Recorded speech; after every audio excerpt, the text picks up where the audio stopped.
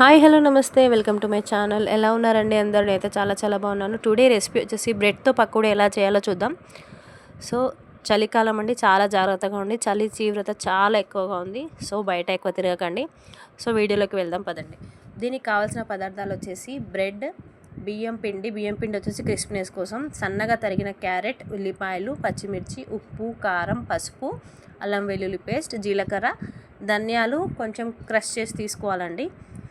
So దీనికి మనం water extra add చేయాల్సిన అవసరం ఏం లేదు, ఎందుకంటే ఆనియన్స్లో క్యారెట్లో వాటర్ ఉంటుంది. చూస్తున్నారు కదా, ఇలా ఒకదాని తర్వాత ఒకటి వేసేసి తగినంత కారం మీరు సరి చూసుకోండి, మీరు ఎంత తింటారో అలా వేసుకోండి. సో ఒక కడాయి పెట్టేసి మనకి డీప్ ఫ్రైకి సరిపడా ఆయిల్ వేసేసుకోవాలి. చూస్తున్నారు కదా, నేను కడాయి పెట్టేసుకొని ఆయిల్ వేసేసుకున్నాను. దీనికైతే ఎక్కువ ఆయిల్ ఏం పీల్చుకోదండి. మన ఇంటికి సడన్గా ఇలా గెస్ట్లు వచ్చినప్పుడు చేసి పెట్టేసేయండి, చాలా వాళ్ళు ఫేవరెట్ అయిపోతుంది. పిల్లలకు కూడా చాలా ఇష్టంగా తింటారు. చూస్తున్నారు కదా, ఆయిల్ అయితే హీట్ ఎక్కింది.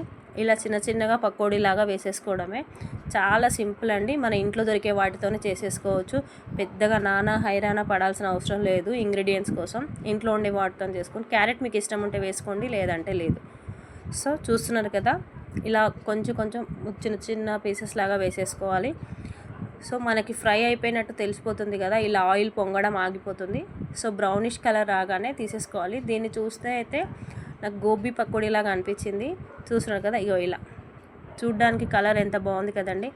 సో ఇలా చలి బాగా పెడుతుంది కదా, ఈవినింగ్ టైంలో మన ఇంటికి ఎవరైనా వచ్చినప్పుడు ఇలా చేసి పెట్టేసేయండి, చాలా తొందరగా అయిపోతుంది, టైం ఎక్కువ తీసుకోదనమాట.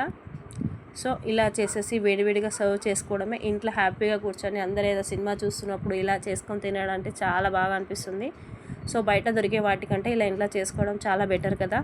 సో ఈ వీడియో మీకు నచ్చితే కనుక like, share and subscribe.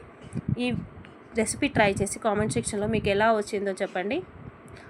Thank you అండి, థ్యాంక్స్ ఫర్ వాచింగ్. మన ఛానల్ని కొత్తగా చూసే వాళ్ళైతే సబ్స్క్రైబ్ చేసుకోండి. సబ్స్క్రైబ్ చేసుకున్న వాళ్ళందరికీ చాలా థ్యాంక్ యూ అండి.